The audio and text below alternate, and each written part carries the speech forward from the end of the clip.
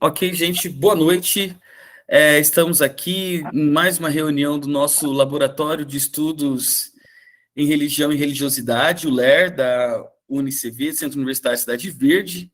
Hoje nós estamos no nosso quarto encontro, na verdade, quinto encontro, melhor dizendo, desse nosso modelo, onde nós convidamos pessoas estudiosas ou vinculadas à experiência ao universo religioso para falar um pouco sobre as suas vivências, para falar um pouco sobre suas pesquisas. Hoje nós contamos com a presença do professor, teólogo, pastor, estudioso da área de protestantismo brasileiro, André Anéas. André Anéas, que é doutorando em teologia pela Pontifícia Universidade Católica de São Paulo, ele é graduado em administração, também é teólogo pela Faculdade Teológica Batista e também mestre em teologia pela PUC de São Paulo, tá certo? Professor, sinta-se à vontade aqui em nosso meio. Muitíssimo obrigado por ter aceito o convite. Agradeço também de antemão ao Arthur, que fez o convite, o professor André, que imediatamente aceitou.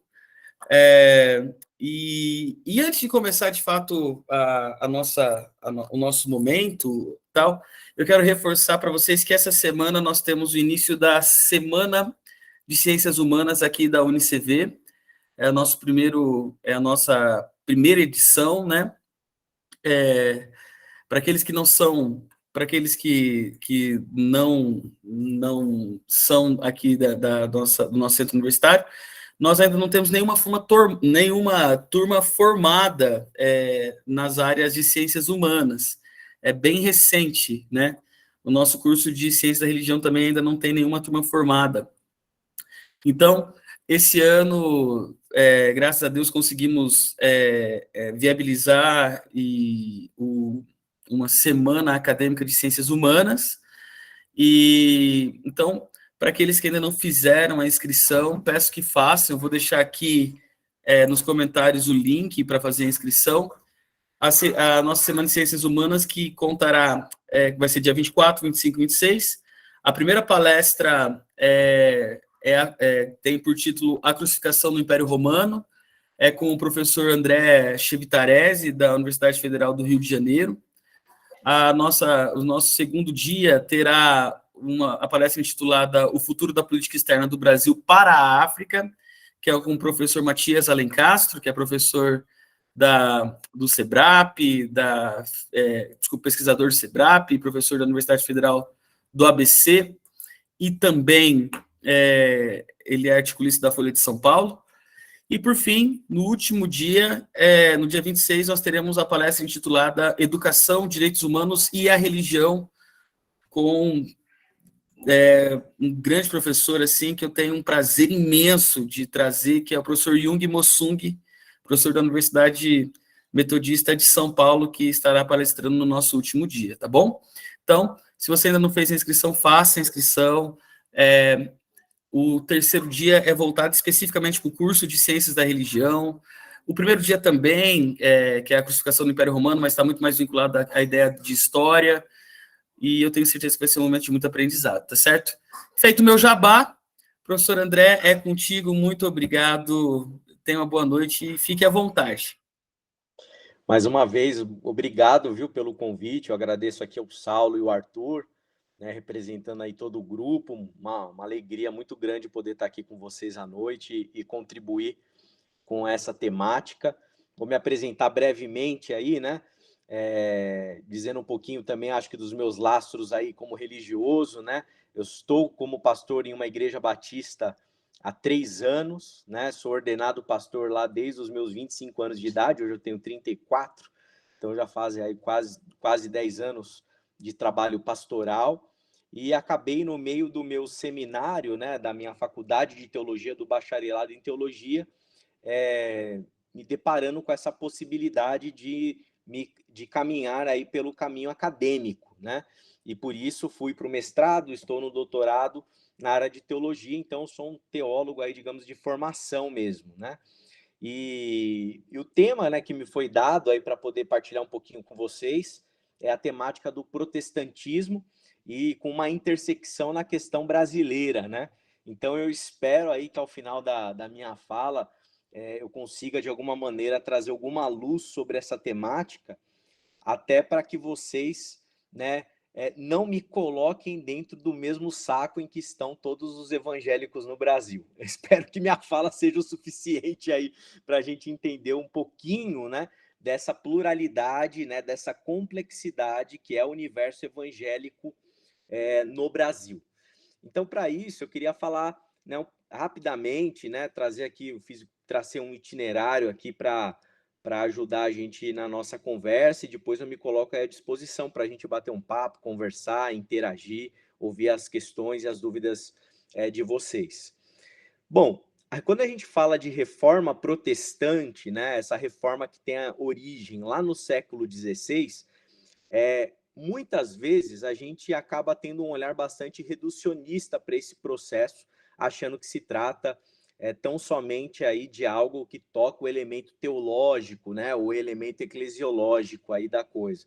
Mas a gente sabe, né, eu vi que tem bastante gente da área de história aqui, que esses processos históricos eles são bastante complexos e, portanto, a reforma protestante ela está inserida dentro de processos históricos que tocam aspectos políticos, teológicos, econômicos, sociais e aí por aí adiante, né?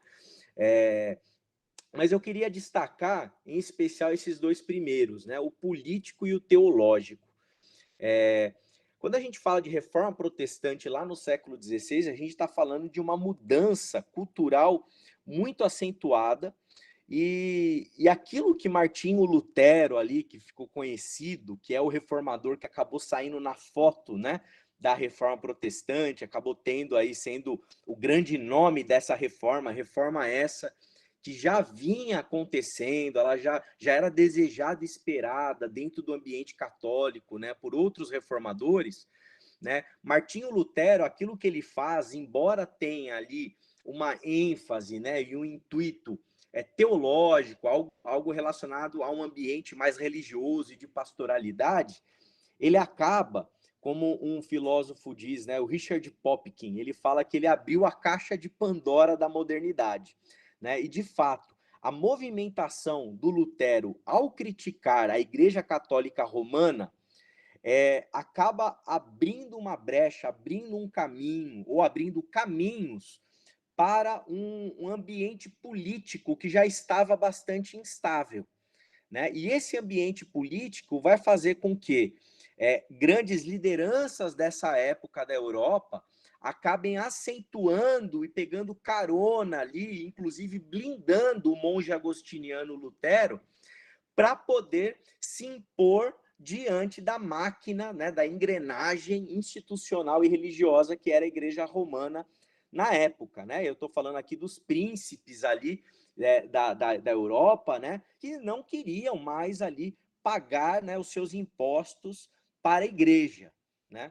Isso é o ambiente político que está acontecendo ali no século XVI, um momento bastante efervescente e é um momento chave que vai abrir caminho aí para a modernidade, para a secularidade, para o Estado democrático mais à frente, né, para discussões a respeito de liberdade individual e uma série de elementos aí muito pertinentes e que a gente colhe os frutos, né, desse movimento até hoje.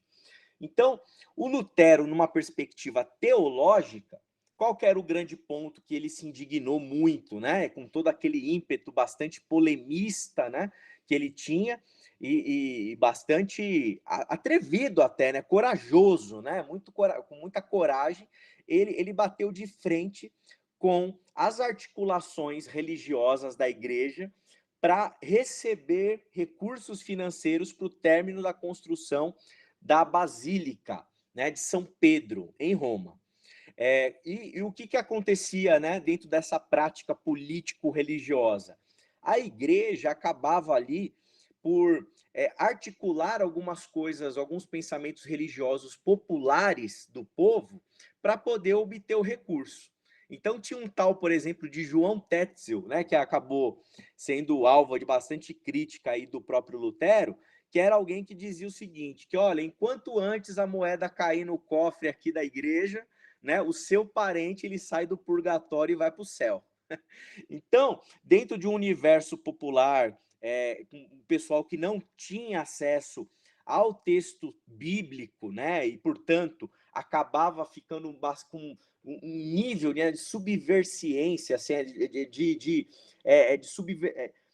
de muito na mão mesmo ali da igreja, do seu magistério, né, dos padres, né, sem a possibilidade de um diálogo mais robusto, mais crítico, pela falta de acesso ao texto numa língua vulgar, numa língua popular, né, acabava, né, se convencendo, né, desses argumentos teológicos, religiosos, e acabava se submetendo, né, à igreja.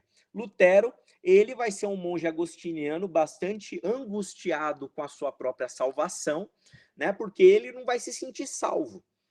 E aí ele vai pegar todos os caminhos que a Igreja Católica fornecia para ele e ele vai tentar suprir aí essa crise existencial que ele tinha. Então ele vai se confessar para padre, ele vai subir escada de joelho, ele vai fazer promessa, ele vai, né, se confessar diante de tudo aquilo que a igreja fornecia, ele não conseguia se sentir perdoado. E ele tinha uma visão bastante interessante a respeito de Deus, pois ele via Deus como um carrasco mesmo, né? Alguém que ia implementar a justiça santa, né, perfeita, né? Uma justiça desse todo-poderoso em cima dos pecadores. Ele não conseguia se sentir perdoado. Ora, o que acontece é que ele, Lutero, como estudioso, né, da Bíblia que era, um dado momento ele vai ler a carta de Paulo aos Romanos, e nessa carta de Paulo aos Romanos, ele vai, né, ter uma experiência, né, que eu chamaria tranquilamente aqui de uma experiência mística, né, em que ele vai assimilar o texto de uma outra maneira, de uma outra perspectiva, entendendo que a justiça de Deus não se refere a um Deus justiceiro, né, sanguinário, que quer o mal dos pecadores, mas é justamente o oposto. É um Deus justo que cumpre a sua justiça no Filho, né, em Jesus, e imputa a justiça dele, em Cristo Jesus, nos pecadores. E aí Lutero vai escrever dizendo que as portas do céu se abriram diante dele, né? Então ele vai ter esse entendimento, essa compreensão. Isso aí, como isso aí vai ser interpretado e entendido? É a famosa doutrina da justificação pela fé somente. Em outras palavras, igreja, olha, eu não preciso dos meios que você me concede para obter salvação. Eu não preciso dos caminhos que você me fornece para poder chegar a Deus, né? Eu sou justificado pela fé somente. É somente pela graça. Então não tem barganha. Eu não preciso depositar dinheiro para você para poder comprar a minha salvação. Então a lógica aqui que está acontecendo é essa, né? Teologicamente falando. Lutero tá entendendo, compreendendo que a salvação é pela graça, é única e exclusivamente pela fé, e não por nenhum tipo de obra, por nenhum tipo de ato, por nenhum tipo de justiça que exista no humano, né? Então, esse é o lado teológico. Aí, mais uma vez, eu volto para o político. Isso, na prática, é uma crítica ferrenha, né, a toda uma instituição milenar, né? É uma crítica ferrenha a toda uma estrutura, né, de cristianismo consolidada em cima de uma instituição que é a Igreja Católica Romana, e isso vai trazer, obviamente, uma repercussão muito grande, né, muito grande.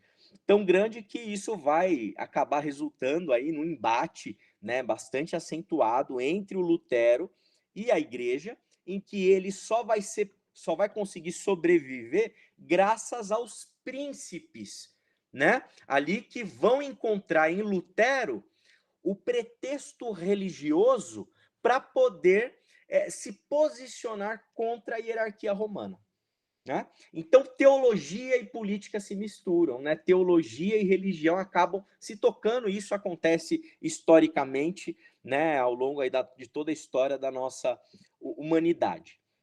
Bom, a partir daí, o que acontece? Existem processos históricos reformistas que vão ter início a partir aí do século XVI.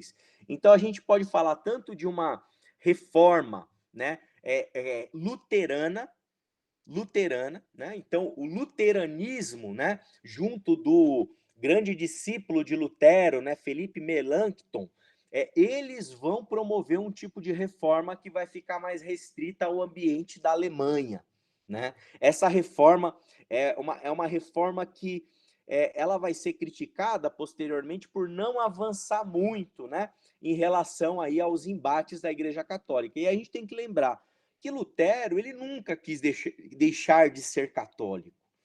Lutero nunca quis fazer uma nova igreja, né? Na verdade, ele acabou como um excomungado da igreja, né? A igreja católica, ela vai acabar se posicionando de maneira ferrenha no Concílio de Trento contra os protestantes, e esse ambiente bastante belicoso aí que vai existir entre protestantes e católicos vai acabar por ressignificar a identidade tanto de católicos como de protestantes. Mas quando a gente olha para o luteranismo, a gente vai ver uma perspectiva ainda bem sacramentalista, né? Com traços que a gente consegue encontrar conexões aí razoáveis, né? Com boa parte do arcabouço de tradição que a gente tem dentro do catolicismo romano. Uma outra reforma que vai acontecer é a chamada reforma reformada. A reforma reformada é uma reforma mais vinculada a Calvino, João Calvino, em Genebra, né? Essa reforma reformada, ela vai ser bastante robusta, né? E vai ter uma robustez política, religiosa, teológica, bem mais acentuada do que a dos luteranos, né? Principalmente porque o próprio Lutero, ele não é alguém que vai ter muito tempo, né, para formular muitas coisas a respeito do seu pensamento, porque é alguém que está sobrevivendo ali diante dos embates junto da Igreja Católica. O Melanchthon vai avançar um pouco mais, mas é João Calvino, né, alguém que tinha uma formação intelectual também bastante robusta, era alguém da área do direito, era alguém que estudou na Universidade da França, né? E posteriormente aí a Lutero, ele consegue elaborar um tipo de reforma que vai trazer um impacto não somente na Suíça, mas também em boa parte aí da Europa, se disseminando, né? Porque ela vai ter uma robustez intelectual e propostas também relacionadas ao ambiente público, ao ambiente político, em como você pensa o Estado e etc e tal, né? Então, a reforma reformada ela tem uma capilaridade na Europa maior do que a reforma luterana. E você tem uma outra reforma acontecendo, né, que vai ser alvo de crítica tanto de Lutero como de Calvino. É a chamada reforma radical. A reforma radical é aquela que quer levar até as últimas consequências o espírito do protestantismo do século XVI. Então, assim, olha, não basta você dizer que a salvação é pela graça. Por que você continua batizando criança? Por que você continua ainda com esses traços, esse cheiro e esse ambiente católico romano? Vamos reformar? Vamos reformar radicalmente. Né? Então, são propostas aí bastante radicais, né? Inclusive com traços de violência, né? De ambas as partes aí, tanto dos chamados anabatistas, né? Como também dos próprios reformados ou luteranos que também vão tentar conter. Né? Quando Calvino escreve, por exemplo, alguns textos dele, ele destina parte dos textos dele para pessoas específicas, autoridades específicas, dizendo e fazendo questão de esclarecer que a reforma que ele está promovendo, que eles estão promovendo, não é a dos anabatistas, porque ela é bastante anárquica, né, na maneira ali de promover os seus respectivos ideais, tá? Então a gente tem vários caminhos. Eu poderia falar aqui também da própria reforma da Igreja Católica. O Concílio de Trento, ele é, na verdade, né, quando a gente lê né, ali as atas conciliares, ele é, na verdade, um processo reformista. Muita coisa está sendo reformada na igreja. Talvez o grande problema foi aí a ênfase, né, em combater os protestantes. Né? Talvez se houvesse um processo conciliatório, um pouco mais de tolerância nesse ambiente, a coisa poderia rolar melhor. Bom, dito isso, o que acontece na Europa a partir desse processo aí que quem inicia, né, vamos colocar assim, né, pelo menos na foto, é o Lutero. Acontece aquilo que é muito, muito comum de acontecer na religião, né? O caos, né? Acontece o caos se estabelece, porque na medida em que você não tem mais uma instituição com um papa, com uma hierarquia, com interpretações adequadas da escritura, etc., e você abre essa caixa de Pandora, você coloca a Bíblia numa linguagem popular e você abre a possibilidade para você questionar a grande autoridade religiosa do cristianismo, que era a Igreja Católica, você acaba perdendo o controle. Historicamente, isso vai acontecendo, denominações e mais denominações vão se criando, né? E muitas vertentes cristãs vão tendo aí a sua organização. Dentro do catolicismo, a gente tinha um ambiente mais elástico, por isso que me parece aí que é um problema histórico, né? Que talvez poderia ter sido, em alguma medida, evitado, mas, assim, na Igreja Católica você sempre teve um ambiente, um guarda-chuva mais elástico. Então, até as ordens religiosas, com as suas ênfases, o seu jeito, elas acabam sendo toleradas ali pela hierarquia romana, né? Mas quando chegou o protestantismo, isso aí foi too much aí para a igreja, que acabou se colocando aí, né, como um inimigo do protestantismo e vice-versa, né? O ambiente europeu é um ambiente de guerra, né? Guerra entre católicos e protestantes, né? Muitas guerras. Depois, quando as guerras entre católicos e protestantes é superada, a gente tem guerra entre protestante e protestante. Então, luteranos contra calvinistas, né? Um ambiente político, né, estatal aí bastante peculiar, em que você define o seu Estado não somente pelos parâmetros de Estado-nação que nós conhecemos hoje em dia, mas também pela religião. Ora, se eu posso ser um Estado católico, eu posso ser um Estado protestante. Fica muito claro de definir essa diferença, né? Os católicos têm papa, têm uma hierarquia, etc. e tal. Os protestantes não. Agora, e entre protestantes e protestantes? E entre luteranos e calvinistas?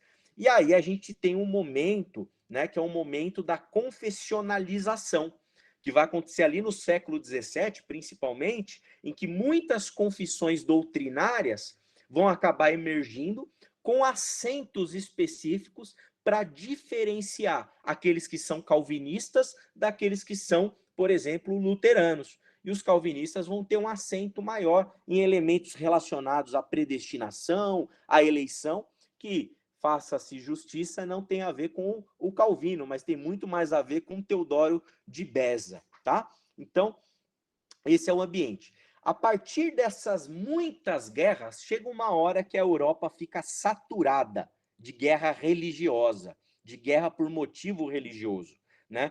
E aí você acaba tendo, né, graças novamente nessa fagulha que é despertada lá pelo Lutero, você tem um processo de muita violência religiosa que vai culminar em quê? Né? Vai culminar em um ambiente em que se justifica um tipo de filosofia específica que tente promover politicamente paz, né? Aí eu acho que vale a pena a menção, né, ao filósofo Locke, né, John Locke, que vai ser aí tido, né, como o pai do liberalismo filosófico, em que você vai ter as grandes defesas, né, das liberdades individuais, né, trazidas à tona, e também, né, o elemento da própria tolerância religiosa. Então, o que é preciso aqui, me parece, né, muito pertinente, né? Eu gosto sempre de resgatar isso para todo mundo, né? Quando a gente pensa em tolerância, né, em liberdade, liberdades individuais garantidas, né? Isso daí, lógico que existem religiosos que são os precursores disso tudo, porque quem não era religioso naquela época, né? a tendência é você ser religioso. Mas é preciso fazer aqui um destaque. É justamente as guerras religiosas, as guerras em nome de Deus, as guerras em nome da sua doutrina, as guerras em nome da sua confissão doutrinária, que vão criar um ambiente sanguinário, que, como disse o professor Pondé, lá, diretor do Labo, né, ele fala assim que só não se mataram todos porque não dava para se matar. Se desse, todos tinham morrido. Né? É justamente desse contexto que surgem correntes filosóficas como a de John Locke. E aí, eu acho que é muito pertinente, né? Eu quero trazer à tona aqui a minha tradição, né? Que é a tradição batista, sou um pastor batista, para trazer um pouco desses traços desse protestantismo batista que tem a ver com separatistas ingleses, ou seja, gente que numa Inglaterra também muito violenta, político e religiosamente, não garantiu a liberdade de culto e de religião de alguns grupos, como esses separatistas, né? E dentro dessa tradição que navega nesse arcabouço filosófico do liberalismo filosófico e também está, em alguma medida, alinhado a essa perspectiva mais radical do protestantismo, o que você vai ter aqui como grandes princípios basilares, né? Você vai ter, por exemplo, a aceitação das Sagradas Escrituras como única regra de fé e prática. Ora, a gente olha para esse tipo de princípio e parece, num primeiro momento, uma questão religiosa. Eu diria que não. Não é uma questão religiosa, é uma questão política. Política. Esse é um tipo de princípio que tem o seu lastro numa compreensão do espírito protestante, em que você diz, é somente as Escrituras. Na verdade, dizendo que quando você diz, né, que fala que é somente as Escrituras, você está relativizando a autoridade humana. Então, se é somente as Escrituras, não tem um papa para dizer para mim alguma coisa. Se é somente as Escrituras, não tem uma instituição que tenha a última palavra. Se é somente as Escrituras, eu automaticamente estou relativizando qualquer tipo de autoridade religiosa que queira se impor, né, contra mim ou contra o meu grupo religioso. É somente as Escrituras, né? O sola Escritura, portanto, ele tem esse traço, essa conotação política que precisa ser entendida e compreendida aqui quando a gente pensa em protestantismo, pelo menos no recorte que eu estou me propondo a fazer. Segundo lugar, a liberdade absoluta de consciência, né? Então, todo ser humano é livre para pensar aquilo que ele quiser pensar, aquilo que ele entender, para interpretar o que ele quiser interpretar. Então, na medida em que você coloca um texto, né, na língua da pessoa, ela pode ler, ela pode interpretar, ela pode examinar e ela pode criticar as instituições, os líderes religiosos e se colocar, né, como alguém livre para poder prestar o seu culto da maneira como você entender adequado. Então, nesse ambiente de guerra religiosa, quando você entende a liberdade absoluta de consciência, na verdade é um princípio de tolerância religiosa. É um princípio para respeitar a pluralidade religiosa. Então, vocês estão me ouvindo? Sim. Ah, legal. Sim, sim. Maravilha. Uhum. Então, respeitar essa pluralidade religiosa. Isso aqui é muito caro, né?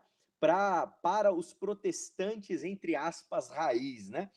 Tem uns camaradas hoje em dia bem Nutella, né? Que não entendem muito essa dimensão que o protestantismo ele traz, né?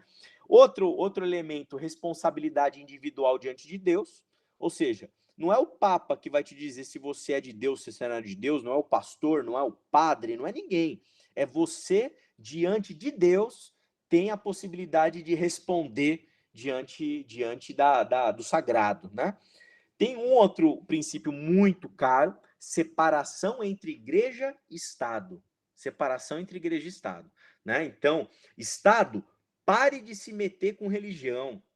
Por quê? Porque, novamente, século XVI, século XVII, a gente vai ver o Estado sendo poluído, digamos assim, né, por uma série de questões religiosas que vão interferir diretamente na liberdade religiosa do povo, tá certo? Então, separação de igreja e Estado também é resultado, é fruto desse tipo de interpretação do protestantismo. A gente poderia somar isso, valores democráticos, ou seja, como que muitas igrejas, aqui no caso eu destaco as batistas, elas vão decidir a respeito das suas questões internas. Não vai ter um papa, não vai ter uma grande liderança, não vai ter alguém autoritário batendo um martelo e definindo a respeito de como aquele grupo pensa. Democraticamente, aquele grupo se reúne e democraticamente eles decidem, né? Como que eles vão se portar, o que que eles vão fazer, o que que eles vão decidir fazer a respeito da sua comunidade de fé. Por fim, acho que vale a pena mencionar também um outro parâmetro aqui, que é a autonomia da igreja local para essa ala mais radical da reforma, tá? Luteranos e reformados tendem a preservar ainda um certo nível de hierarquização institucional, denominacional, quando comparado a grupos aí descendentes, digamos assim, dessa ala mais radical da reforma, que é o conceito de autonomia da igreja local. Quem manda na igreja local, quem manda naquela comunidade de fé de 50 pessoas, de 100 pessoas, de 300 pessoas, quem manda ali são eles mesmos.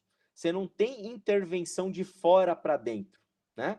Pelo menos dentro desses grupos, né? Como, por exemplo, os congregacionais, né? Os chamados batistas, tá bom? Bom, vou tentar dar um salto aqui agora para a gente poder entender essa questão no Brasil. Como que esse universo protestante europeu ele chega no Brasil? Existem dois caminhos aí principais, né?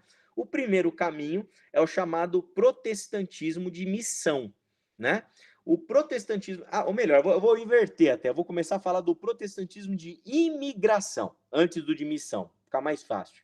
O protestantismo de imigração, ele é, na verdade, o resultado de imigração de povos que estão ali na Europa e acabam vindo para o Brasil, fugindo de guerra, né, vindo ali, saindo da Primeira Guerra Mundial, da Segunda Guerra Mundial, e o interesse deles não é prioritariamente religioso, não é converter o Brasil, não é fazer o Brasil ser do Senhor Jesus, é simplesmente sair de um cenário, né, geográfico e ir para outro. E eles vêm para o Brasil, normalmente ali mais para o sul do país, né? No caso ali muitas comunidades luteranas, e eles vão viver a sua cultura, né, no Brasil, né? As igrejas vão ter cultos em línguas, nas suas línguas maternas, e eles vão ali desfrutar da sua fé dentro dessa região do Brasil.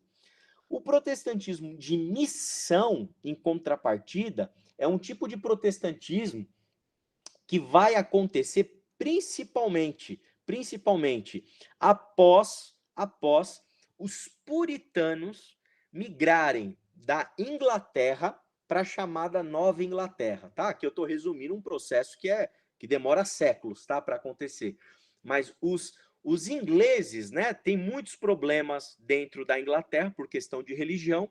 O partido dos puritanos, eles acabam indo em direção ali à América do Norte.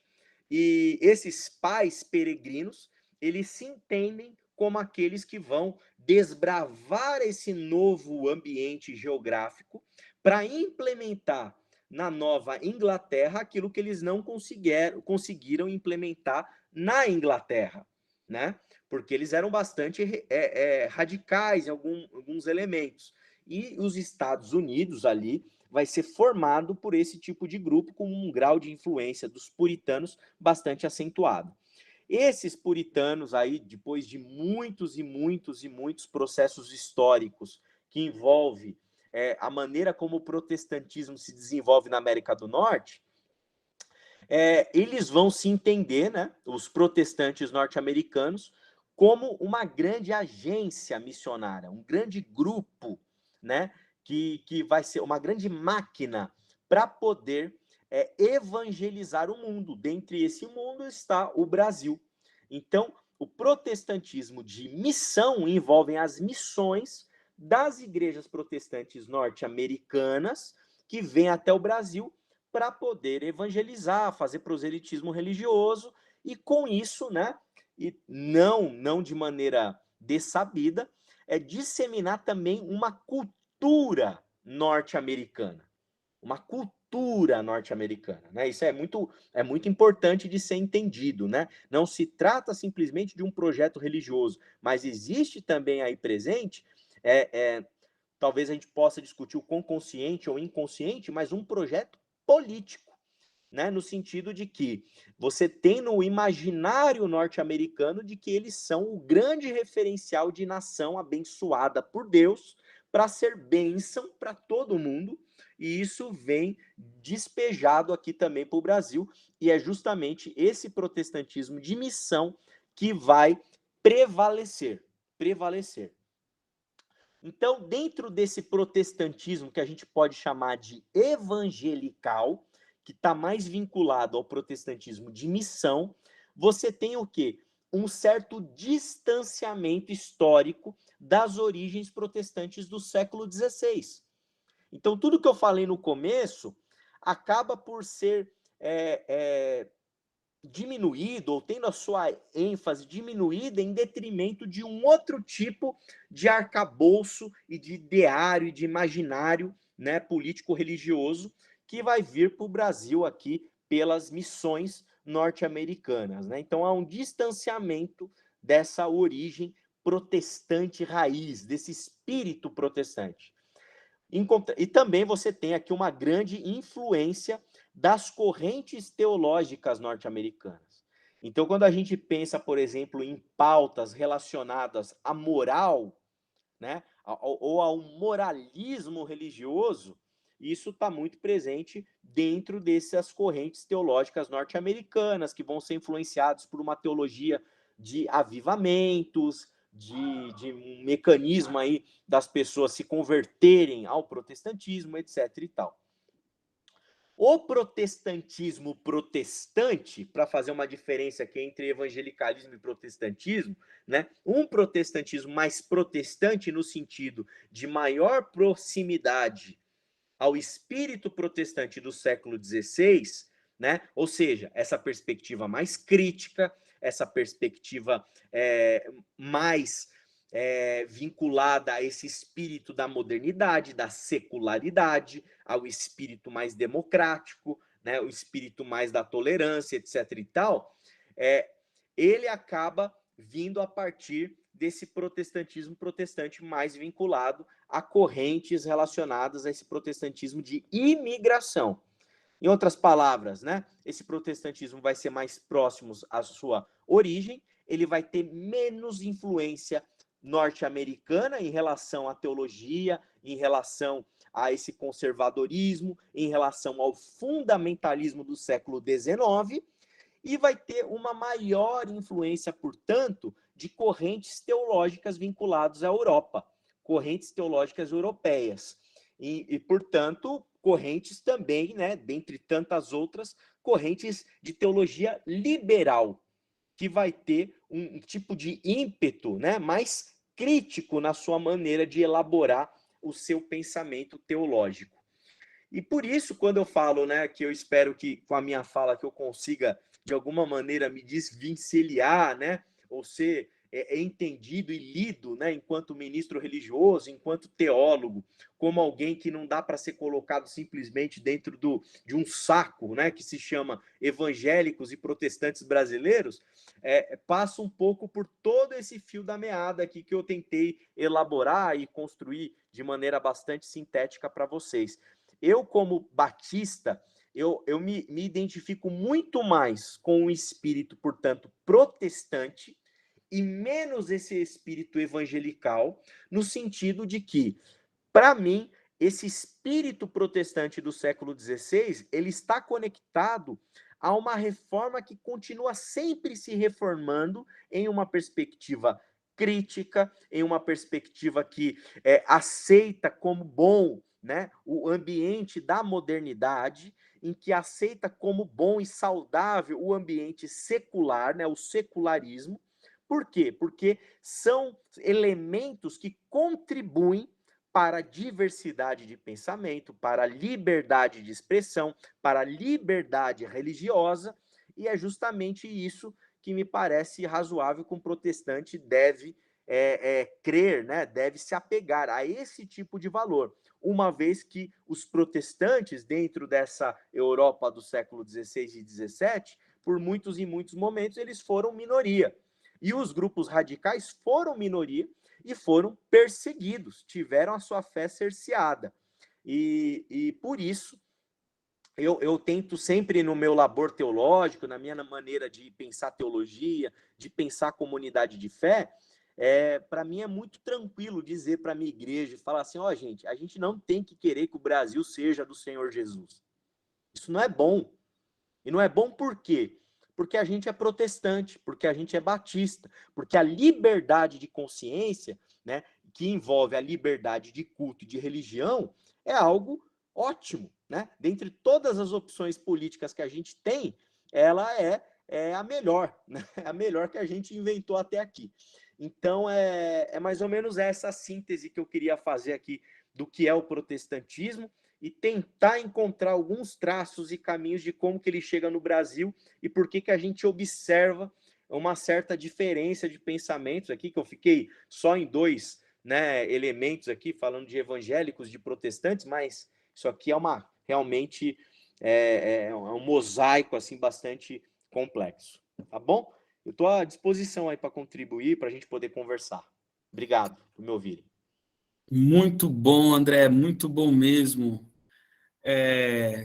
Uma caminhada pela história do protestantismo brasileiro, desde a chegada dos protestantes até hoje. E é bem interessante você ter falado sobre essa questão desse protestantismo protestante e o protestantismo evangelical, porque o que nós vemos muitas vezes é a face evangelical do protestantismo, né? Como Sim. se fosse o todo. E as pessoas têm muita dificuldade de entender um protestantismo que seja, no mínimo, mais progressista, que consiga compreender e dialogar mais com o mundo, que não enxergue política como muitas vezes acaba por enxergar. Bom, eu tenho algumas questões, mas eu tenho aqui a Ô, pergunta Saulo, da Patrícia. Desculpa, André, perdão. até se você me permite, né? Acho que não faz muitos anos aí, acho que coisa talvez de 20, 30 anos atrás, né? Em que os protestantes, como eu fiz a brincadeira aqui, né? Não existe essa terminologia, né? Você tinha grupos progressistas e conservadores que conseguiam caminhar juntos em uma mesma denominação, mesmo com as suas diferenças teológicas, isso de uma maneira muito pacífica. Realmente o Brasil está vivendo um tempo mais recente, né, em que a religião adentrou o universo político de maneira tão acentuada, né, e aguerrida, em que isso não está sendo mais possível, né? Então, portanto, assim, eu não estou falando de progressistas e fundamentalistas. Fundamentalista né? Existe fundamentalismo para todos os espectros políticos também, né? Mas havia um tempo recente em que isso era possível. Hoje, realmente, a coisa está muito complicada. Exatamente. Eu poderia falar de muitas coisas, inclusive de experiências na família, mas eu vou abrir aqui para a Patrícia. O Jason também já está com a mão levantada. A Patrícia faz uma pergunta. Quando inicia as ordens ministeriais? Só para não esquecer de perguntar, e você pode responder no momento oportuno. Acho que agora é o momento oportuno, né? Tá. Eu não, que ordens ministeriais? Não consegui entender aqui a pergunta, viu? Ordens ministeriais, no sentido, será que está se referindo aos católicos, ordem franciscana, esse tipo de coisa? Não. Talvez eu não soube me expressar. Quando que começa, em qual momento que eles começam a ordenar pastores, ordenar presbíteros, diáconos, né? E de acordo aí, bispos, de acordo com de acordo com as igrejas, né? Quando é que isso se inicia? E por qual linha protestante começou primeiro a ordenar pastores, a ordenar líderes, né, no caso? Eu acho que isso, viu, Patrícia, me parece que é algo assim muito inerente do fenômeno religioso. Toda religião, né, seja ela protestante, católica, ela carece de algum tipo, algum nível de organização. Então, da mesma maneira como a Igreja Católica, lá do século XVI, ela tinha os seus sistemas de ordenação ministerial para poder preparar padres, né, para o trabalho ali da liderança nas suas paróquias e etc., essas reformas protestantes que foram sendo feitas, elas começaram a organizar igrejas, né, com pelo menos um mínimo de organização de autoridade, né? Onde você, eu acho que a pergunta é até o contrário, assim, onde que a gente não encontra, talvez, esse tipo de liderança mais institucional, de um ministro religioso, né, formal, etc e tal? Talvez em grupos dessa reforma radical, porque alguns deles vão ter uma compreensão bastante anárquica, no sentido de como você lida com o sagrado. E muitos desses grupos, né, menores, eles vão buscar uma experiência direta com Deus, no nível de que você não tem alguém que nos lidere, é o Espírito Santo que vem e quem tiver a palavra ali fala e faz, e aquilo acontece dentro daquele sistema litúrgico. E mesmo assim, nesses sistemas mais, entre aspas, que eu estou brincando aqui, anárquico, né, eles acabam tendo algum tipo de figura de autoridade. Então, dentro da igreja reformada, você vai ter um sistema de ordenação ministerial da igreja luterana, né? Acho que de grande maioria das igrejas históricas protestantes, e isso vem lá de muitos séculos atrás, né? Então, não é algo tão... Eu, pelo menos, não conseguiria identificar assim, uma data, né, em que isso começa. Me parece que isso sempre existiu, né? Na medida em que a instituição se organiza. Ela precisa, sociologicamente, dos seus sacerdotes para administrar ali o sagrado. Muito bom. Jason tem uma questão. Gente, se vocês ouvirem aqui uns gritinhos de crianças, são minhas filhas que estão por aqui, tá tudo certo. É uma segunda-feira à noite e a minha internet está funcionando muito mal lá no quarto, então por isso que eu trouxe aqui para a cozinha. Mas tá tudo bem, gente. Jason, pode perguntar, desculpa.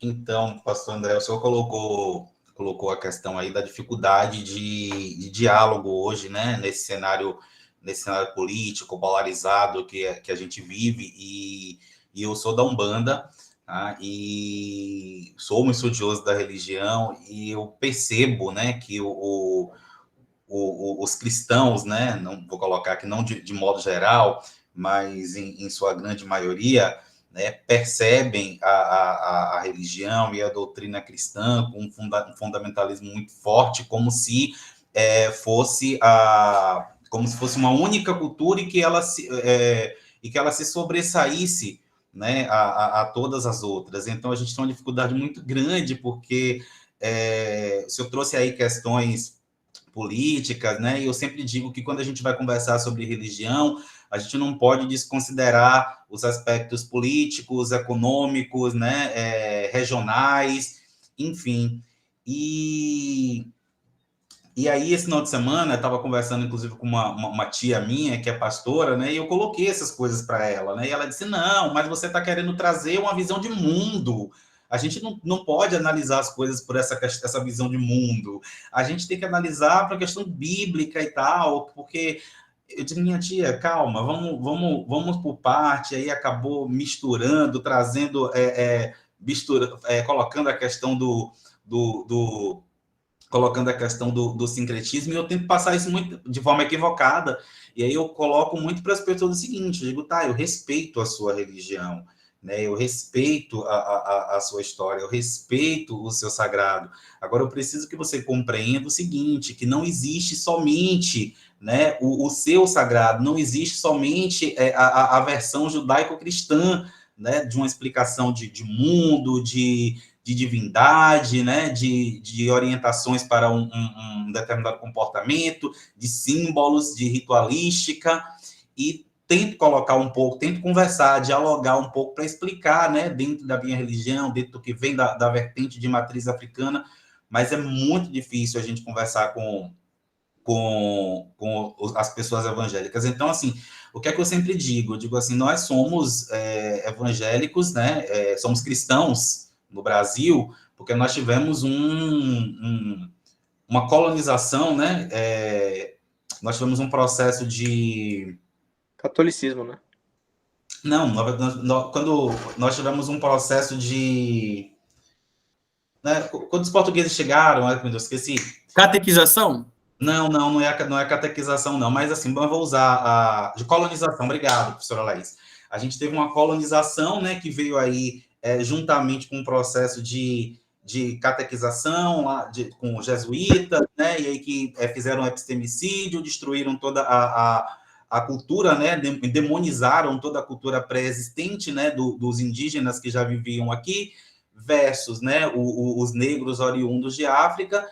E nós aprendemos a ser cristãos, de modo que a religião cristã, ela no candomblé, por exemplo, na Umbanda, que é uma religião de matriz africana, não existe essa questão de céu e de inferno, né? Não existe a salvação, mas é muito comum que a gente veja pessoas, né, de religiões de matrizes africanas falando sobre pecado, sobre céu, sobre inferno, sobre a figura do diabo, que não existe, e isso aí mostra, né, a força dessa colonização e dessa catequese. Então, a minha pergunta é, se o senhor acha que essa dificuldade também no diálogo ainda é um forte reflexo dessa colonização e catequização que a gente teve na colonização no início do Brasil.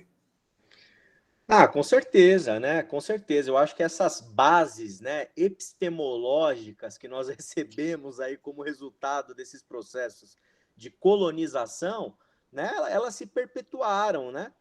Dentro de uma lógica em que a sua verdade religiosa ela é posta como a única verdade, né? E aí eu acho que é sempre importante, né, Jason, a gente entender, né, que esses grupos, né, que você está dizendo que tem dificuldade de conversar, eu também, como pastor, tenho dificuldade de conversar com muitos deles, né?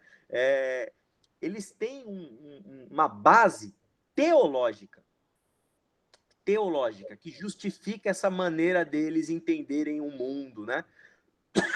E normalmente isso está dentro de uma epistemologia, de um acesso à verdade, como se eles fossem capazes de acessar uma verdade absoluta e, portanto, todo o pensamento religioso deles resulta em céu ou inferno, porque eles são detentores da verdade, né? Deus, ele quase que não é mais mistério para eles. Desculpa, né? Deus, ele é algo que já foi plenamente dissecado, né, nos seus códigos e doutrinas. Isso está presente na visão do colonizador português, em alguma medida, e está presente também nesses processos de missão norte-americana evangelicais, né? Que aí a gente pode até chamar de processos também colonizadores, no sentido de que esses norte-americanos, eles não vêm simplesmente aqui evangelizar. Como eu disse, existe todo um ideário norte-americano, um ideário puritano, né? Uma ideologia política em que eles trazem junto no seu arcabouço aí, né? E esses evangélicos que são resultado dessas missões, eu diria até que eles são, não sei se eu vou ser tão preciso assim, tá? Mas eu vou tentar me dar a liberdade aqui de fazer essa afirmação. Eu acho até que hoje em dia eles são até mais radicais, né? Eles têm lógicas mais fundamentalistas do que os católicos, né? Essa lógica epistemológica de que eu tenho a verdade absoluta, ou você aceita o meu Deus, ou você vai para o inferno, é muito mais presente até no meio evangelical do que no meio católico, embora no catolicismo também tenha os radicais também, né, com esse tipo de lógica. Existe fundamentalismo dentro do catolicismo, né? E aí, Jason, se você me permite, por um outro lado, eu acho que o que pode te ajudar nesse diálogo, nessa interação, é talvez explorar a riqueza do arcabouço judaico-cristão. Por que eu digo isso? Porque essa dicotomia céu e inferno, isso tem sido criticado já há um bom tempo, né? Dentro de correntes teológicas, porque a gente consegue encontrar o lastro disso e saber que isso é resultado de Agostinho, que sofreu influência de uma filosofia neoplatônica. Isso é platonismo puro, né? Então essa coisa, eu vou para o céu, eu vou para o inferno, né? Que a terra não presta, o corpo não presta, nada daqui é bom, né? Vamos tacar fogo na floresta porque isso aqui não importa, Jesus vai tacar fogo no final mesmo, no fim dos dias. Isso está presente dentro de um tipo de corrente teológica. Claro que ela é predominante muitas vezes, né? Mas existem outras visões, existem outras perspectivas.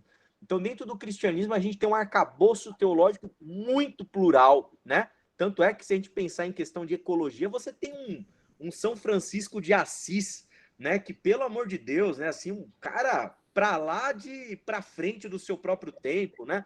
Se você olhar a perspectiva judaica, semita, de análise do texto bíblico, né? Muitos biblistas, amigos meus, trabalham aí dentro desse universo judaico. Essa questão, essa dicotomia céu e inferno, isso aí é superado, assim, até com uma certa facilidade quando você analisa o texto, né? A partir de outras ferramentas de análise, né? É claro que é isso, né? É um tipo de sofisticação que a gente vai encontrar muitas vezes dentro da academia, dentro do ambiente da teologia, ou dentro de alguma outra comunidade de fé, né? Que tem ali alguém que valoriza, né? Esses percursos acadêmicos. Agora, de fato, você está correto. O que predomina no meio evangelical é essa perspectiva assim, difícil de você lidar, conversar, porque as pessoas estão muito fechadas, né? E só para complementar e finalizar, para não estender muito aqui, né? Você falou da sua parente, né? Olha, isso aí é a sua visão de mundo, você tem que ir para a Bíblia. A pessoa, ela não se dá conta que o ir para a Bíblia exige uma hermenêutica, uma interpretação. Você vai para a Bíblia como? Com qual interpretação? Tem 1 milhão de caminhos para você ir para a Bíblia, né? Só que, às vezes, as pessoas, você escuta, né, essas vozes malafalianas aí, que parece que você só tem um caminho para a Bíblia. Parece que então não é bem por aí, né? Você falou uma coisa, André, só para complementar aqui rapidinho, né, sobre o católico. Eu fui católico durante muito tempo e conheço pessoas de várias religiões, né, e tento me aprofundar um pouquinho e conhecer cada uma delas, né, até como estudante de ciências da religião. E aí, assim, o que é que eu percebo, né? O católico, ele é muito tranquilo, assim, a gente tem aquelas beatas, carolas, né? Aquelas mais antigas, mas, assim, os católicos mais jovens, eles são muito tranquilos, né? O católico tá lá e tá curtindo lá a sua missa, né? E toda a liturgia católica, mas ele tá tranquilo, ele não tá preocupado com a religião do outro, né? Nas religiões de matriz africanas, a mesma coisa, não são religiões proselitistas, não se bate na porta de ninguém para convidar. As pessoas vão porque elas se sentem chamadas e convidadas a irem, né? Mas não existe não existe um projeto de evangelização, digamos assim, né?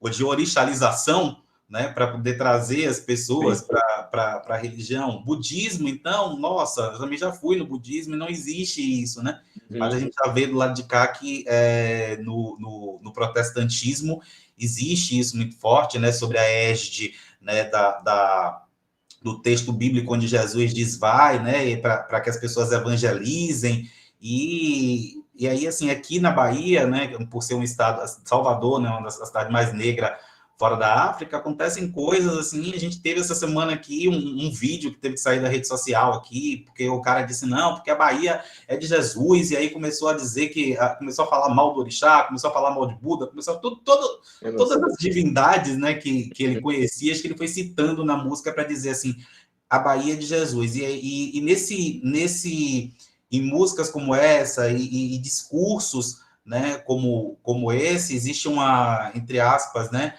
um eufemismo aí, uma suavidade, onde as pessoas que são da religião e que não têm esse discernimento, né, relativista, né, teológico, acabam internalizando isso, e isso gera, né, uma violência religiosa, isso fomenta o preconceito religioso, porque a minha família disse não, quando eu mandei o vídeo, inclusive mandei de modo provocativo para ver o que eles me diziam, e eles me responderam isso mesmo, a Bahia de Jesus. E aí eu disse, não, mas e a Bahia também não é de Todos os Santos? Porque tem aqui a Bahia, né, o mar aqui da região da península, aqui, que é a Bahia de Todos os Santos. Eu disse, não é de Todos os Santos? Não temos budistas aqui também?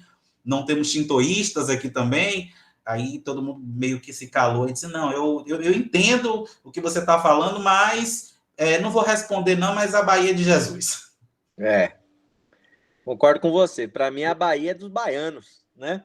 E cada um adore o que quiser, né? E ponto final. Exatamente. Né? Se a Bahia dos baianos... Não adore nada e tá jóia. Isso aí. Obrigado. Contigo. O Arthur tem a palavra agora. Arthur, à vontade. Uma pergunta para o André. André, a partir de Rubem Alves, da teologia da reta doutrina, como é que você enxerga esse protestantismo que flerta com o fundamentalismo no Brasil contemporâneo?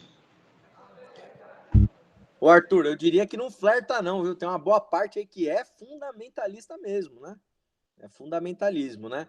O Rubem Alves, né, tem um texto muito legal, né? Eu sou, assim, admirador do Rubem Alves e especialmente a tese de livre docência dele, né? Que é esse texto que o Arthur está se referenciando, né? Protestantismo e repressão. Ele estabelece um tipo ideal de protestantismo chamado protestantismo da reta doutrina. O que é esse protestantismo? É um tipo de protestantismo em que, para você fazer parte da comunidade de fé, você precisa professar a reta doutrina. Então, o que a gente precisa entender para entender os evangélicos no Brasil é que boa parte deles, eles estão dentro desse tipo ideal do Rubem Alves. Para você ir para o céu, você tem que professar uma reta doutrina, do jeitinho que eles creem. Se você professar de uma maneira diferente, ou dissonante, ou criticar isso, você está fora. Então, a questão que o Jason estava falando de céu e inferno, é isso. O céu e o inferno depende se a Bahia é do Senhor Jesus. Se você não aceitar que a Bahia é do Senhor Jesus, se você não aceitar com essa linguagem, com essa fórmula, com esse jeito, logo você está fora do grupo de fé, você está fora do grupo religioso. Logo você é alguém a ser convertido, a ser conquistado, né?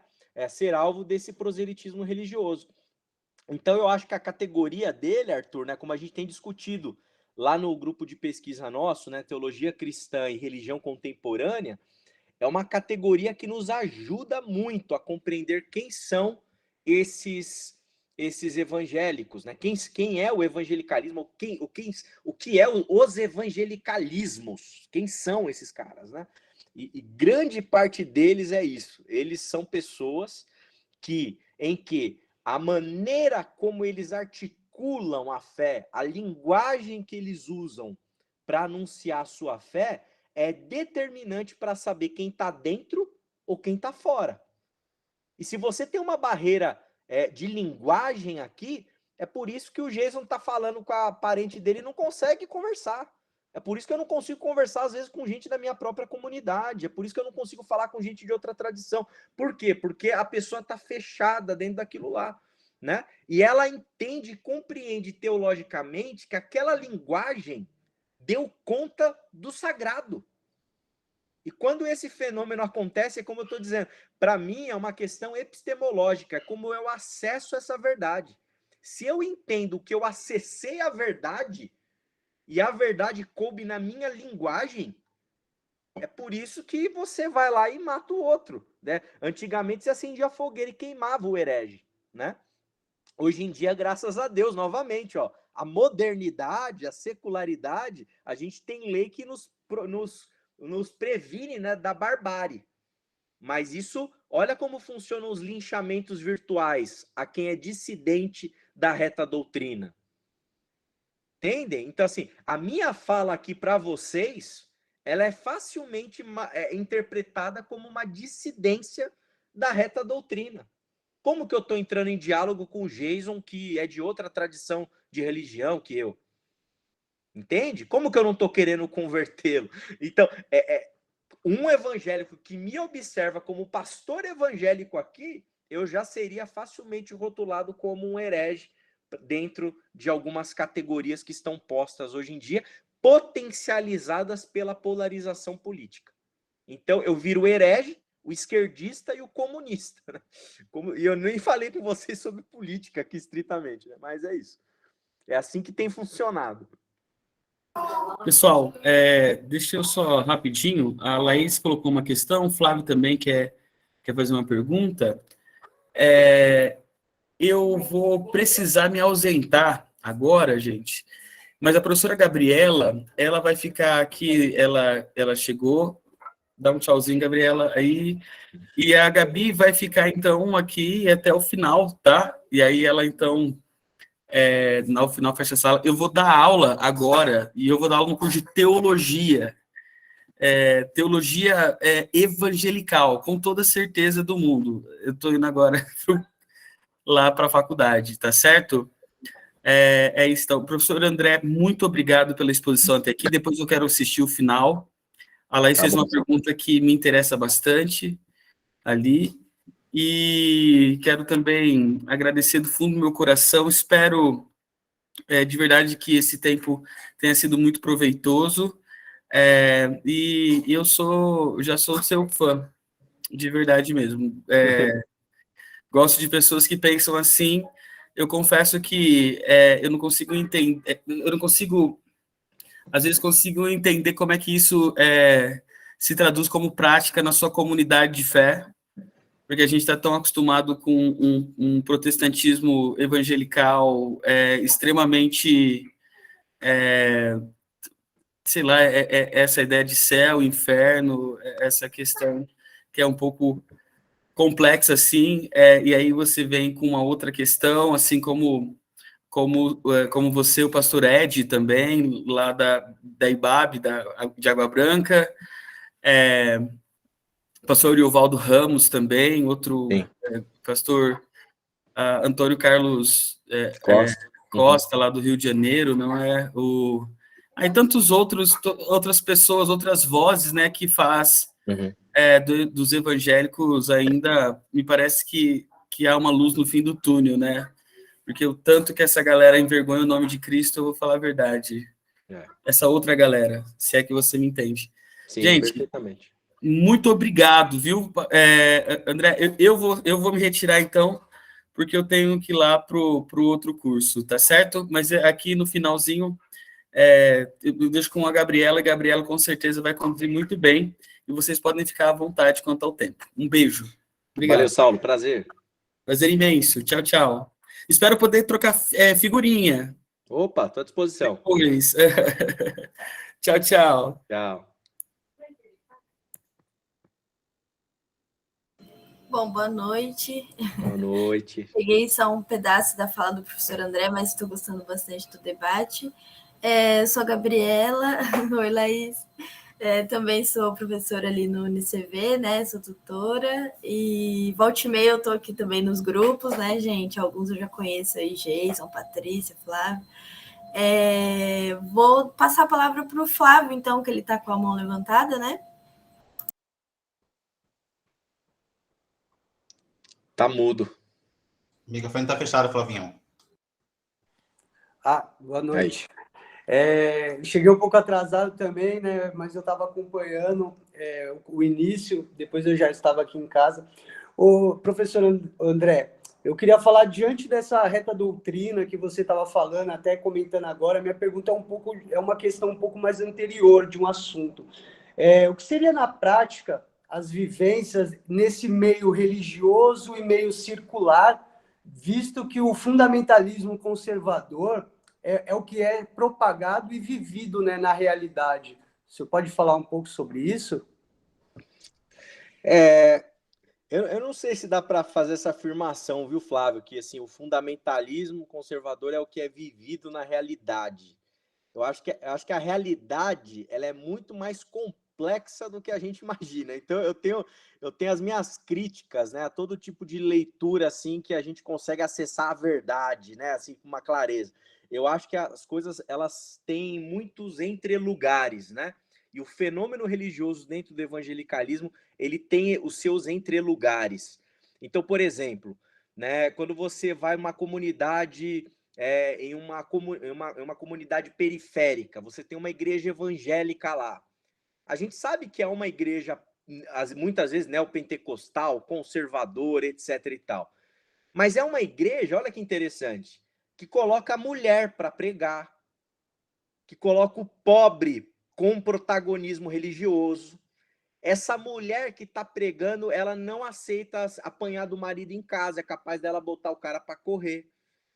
É uma mulher que tem a sua autonomia econômica.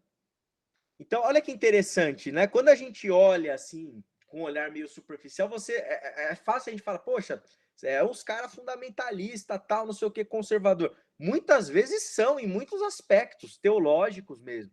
Só que na prática, no dia a dia daquela comunidade de fé, é uma comunidade que está dando voz para quem o Estado não deu. Eu acho que é aí que está a dificuldade da esquerda de se comunicar bem com os evangélicos. Aí chega um xarope do jeito que a gente tem aí hoje no governo, né, na presidência, e consegue fazer essa comunicação. Por quê?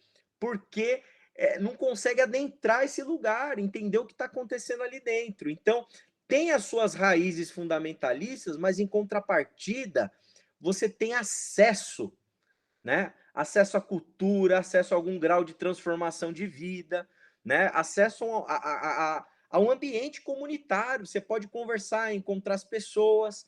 E é isso, você tem muitas vezes isso aí, a mulher preta, pobre, periférica, assumindo o culto e entregando profecia para os outros, entendeu? Com autoridade religiosa.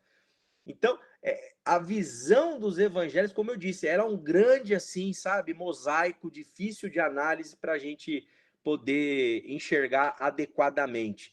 Então, o que eu quero dizer com isso, né? Que nem toda comunidade conservadora, necessariamente, a gente está diante de um fenômeno ruim socialmente. Tem muita igreja aí distribuindo cesta básica na pandemia, tem muito pastor aí que o cara trabalha a vida inteira, trabalha muito, não ganha um centavo da comunidade local e está fazendo culto de segunda a segunda, entendeu? Dando e provocando sentido e fornecendo algum sentido social para uma galera que às vezes não ia ter, que não tem acesso ao teatro, que não tem acesso à música, que não tem acesso à cultura, que não tem acesso a um parque decente para ir, que não tem acesso a nada. Então, eu acho que é isso. Eu acho que a maneira como a gente enxerga o fenômeno evangelical, ele tem que ser bem cauteloso, assim, porque tem várias nuances. E, obviamente, né, eu fui convidado até para falar sobre isso, né, o evangélico imaginário. E eu falei assim na minha fala, né, até esse evangélico que você imaginário, né, até esse aí existe. Né? Então, existe mesmo também uma galera que é difícil de diálogo, que não está interessada em nada, que não quer saber sequer de promover um bem social, porque falar do social é coisa de comunista. Também tem esse tipo. Então, tem de todo tipo, né? Não sei se eu te ajudei, Flávio. Acho que foi mais ou menos isso aí que me ocorreu.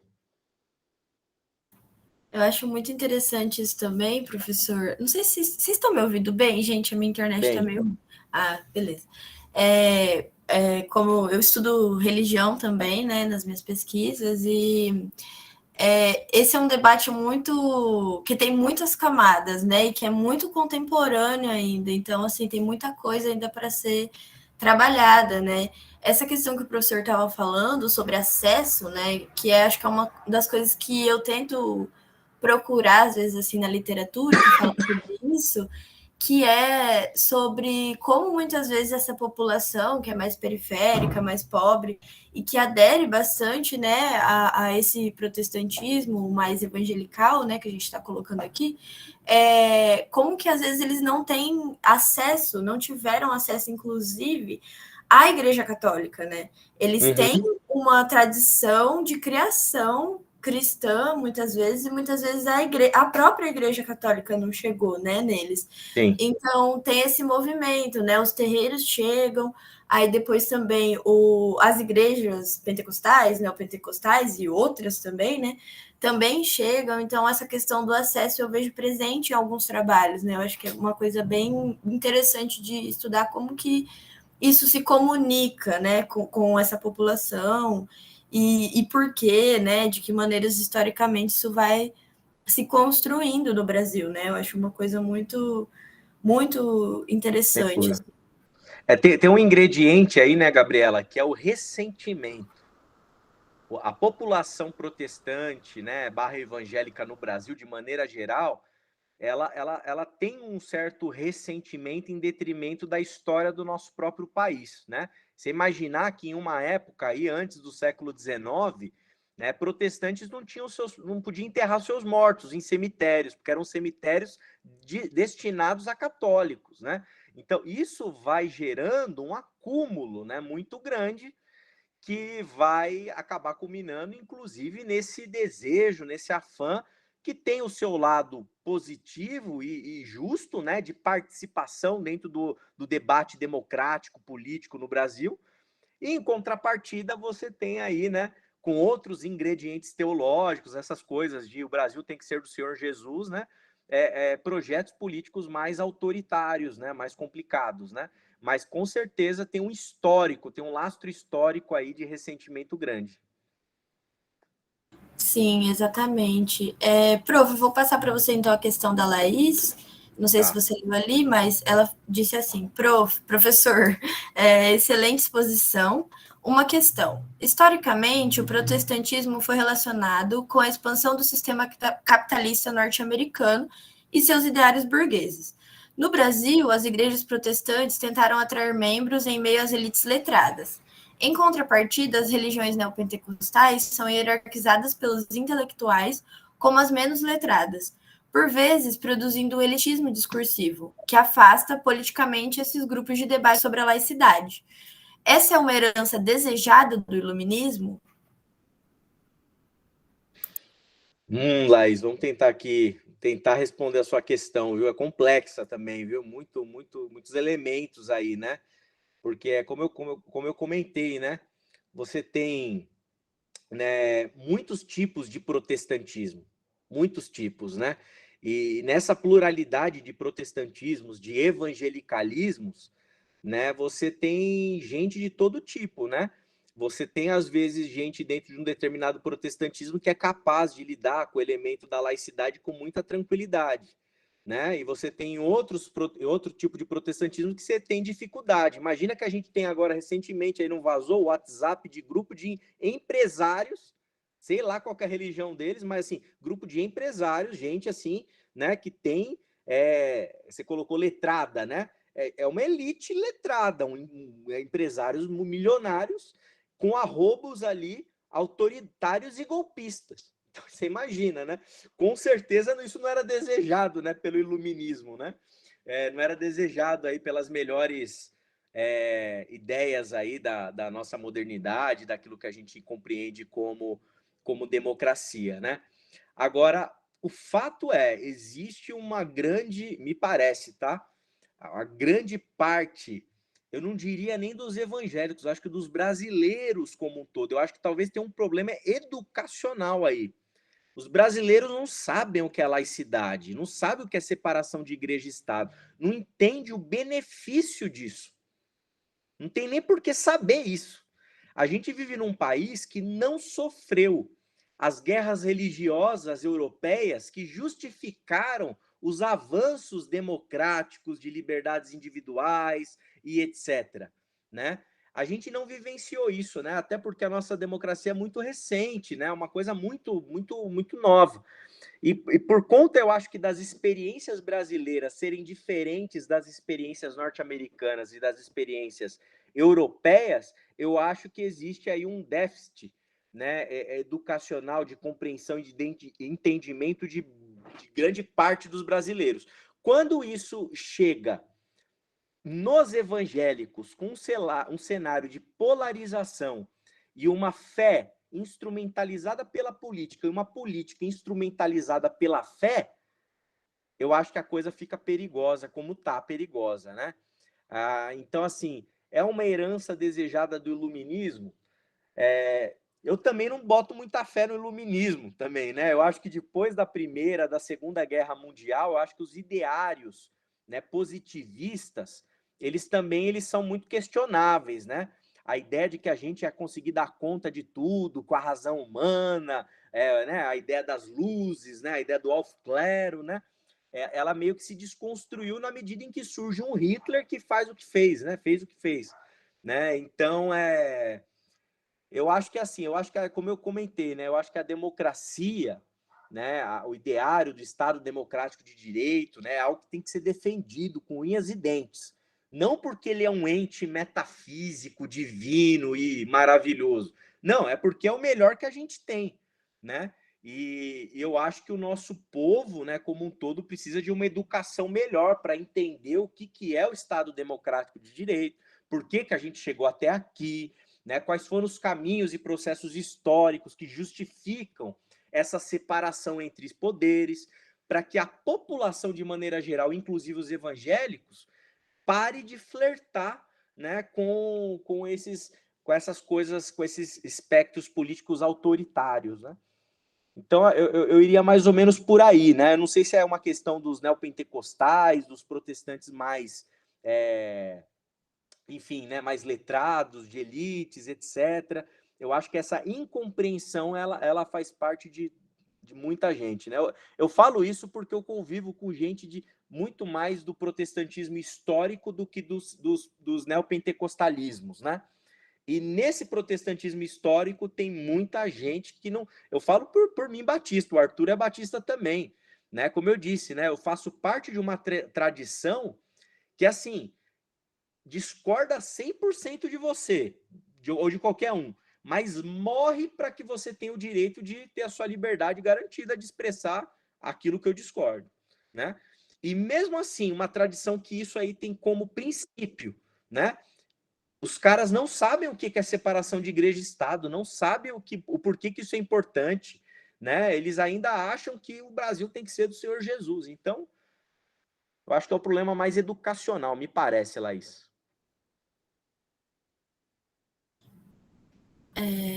A Laís fez um comentário ali. Foi uma alfinetada amigável, prof. Acho que quando a gente diz o brasileiro não conhece, a gente se afasta de uma possibilidade de diálogo mais horizontal.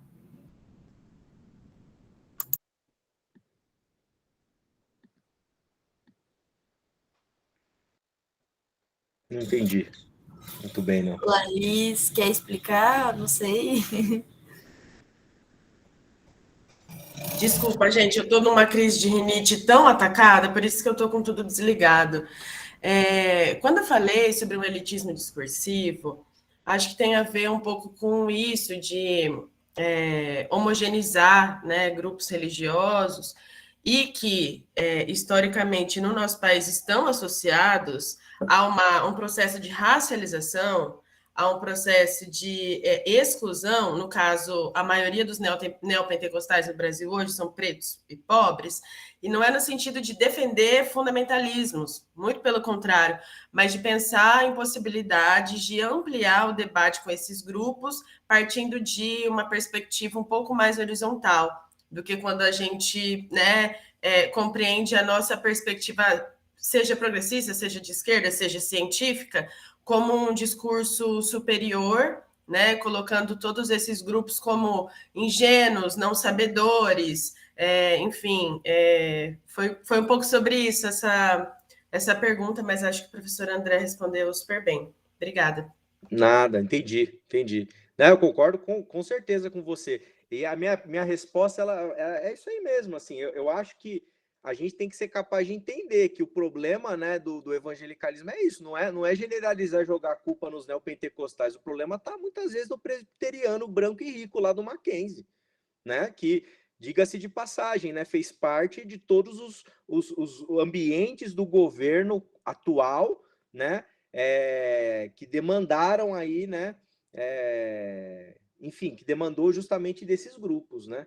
Então, realmente tem que ter um jeito certo aí de se aproximar. Jason, quer falar? Engraçado, né? Se eu falo da Mackenzie aí, eu acabei de passar na UFBA agora, e aí tem um colega que falou assim para mim, né?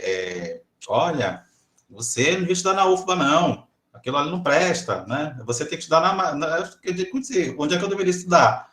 Não, você deve estudar na faculdade, uma universidade boa é lá na Mackenzie e tal, né? Por conta da posição política e religiosa, ele fez essa colocação. Professor, eu vou fazer uma pergunta que talvez fuja um pouco do tema, mas está dentro da vertente do cristianismo, né? Eu estou aqui de frente para a minha biblioteca, estou até procurando o livro aqui, achei aqui. Tem um livro chamado Jesus Viveu na Índia, não sei se você já ouviu falar. Não. E eu li um pouco desse livro, né? E o autor ele traz algumas fundamentações, algumas documentações, né? Falando sobre um período de Jesus, um período da vida de Jesus que a Bíblia tenha um hiato ali na Bíblia, né? Talvez o senhor me corrija se eu estiver errado, porque eu não sou um exegeta, não sou biblista, tá? Mas assim, nem eu, tá? Também não sou, não. Mas se o senhor tem um conhecimento, o senhor vai saber me responder melhor. E aí, o que acontece, né? Tem esse ato aí que começa lá na infância de Jesus e já passa para a fase adulta de Jesus, e ali você não tem, né, bases muito fundamentadas do período de adolescência dele, né? E do período de juventude dele, já passa lá para a fase dos 30, né? Uhum. E, teologicamente, senhor, com seus estudos e nos meios aí acadêmicos aos quais o senhor faz parte, né, há um incômodo por se pesquisar, né, e por entender essa fase desse ato bíblico aí que existe, que não explica, né, a juventude de Jesus e que aí deixa uma lacuna para muitas coisas? Uhum. Olha, você sabe que, como eu disse, né, eu faço parte da área da teologia mesmo, né? Então, dentro da teologia acadêmica, a gente tem algumas áreas de concentração e eu estou sempre em contato com muitos biblistas, exegetas, né? Embora não seja a minha área, eu sou mais da teologia fundamental, da teologia sistemática. Mas eu não me recordo, viu, de nenhum incômodo por conta desse ato, né? Por quê? Porque o texto do Evangelho, dos Evangelhos, ele não é um texto histórico, no sentido de que o autor que escreveu, ele tinha o interesse de historiografar exaustivamente a história, né, de Jesus. Bem como nenhum texto bíblico, ele é prioritariamente histórico. Eu não estou querendo dizer com isso que não haja historicidade, mas o texto tem um caráter religioso. A ênfase é teológica, né? E de fato, eu não me lembro desse tipo de incômodo, né?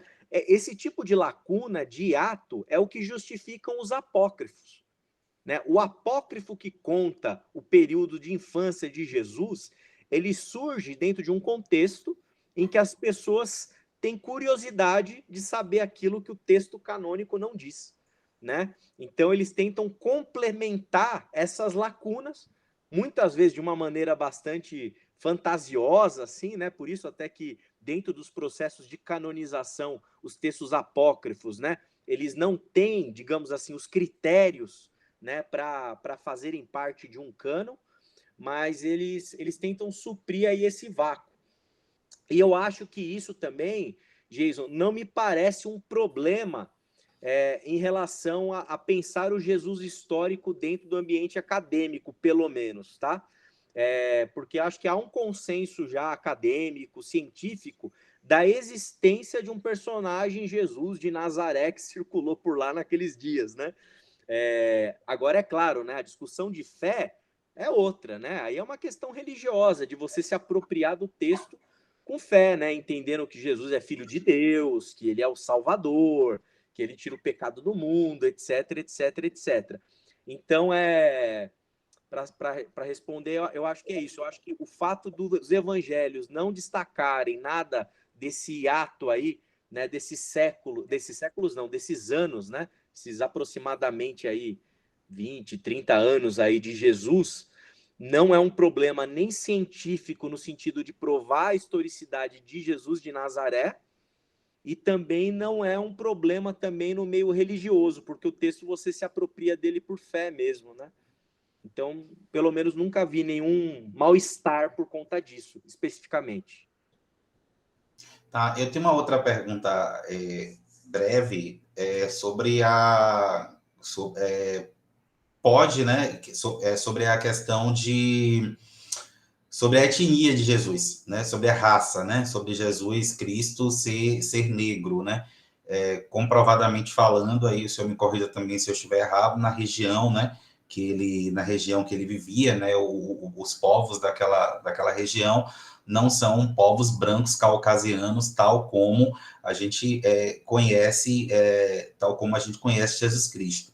Sim. E a gente viveu aí, né, nesse período pós-Jesus ainda, né, período de escravidão, né, e de sublimação da imagem, né, do homem, do negro, né, que era considerado sub-humano, não era considerado humano, né, e o senhor acredita que, né, eu acho que essa discussão, né, a respeito da etnia de Jesus, né, é algo que, para alguns, né, gera um certo incômodo, e a gente vive dentro de uma sociedade que ainda é racista.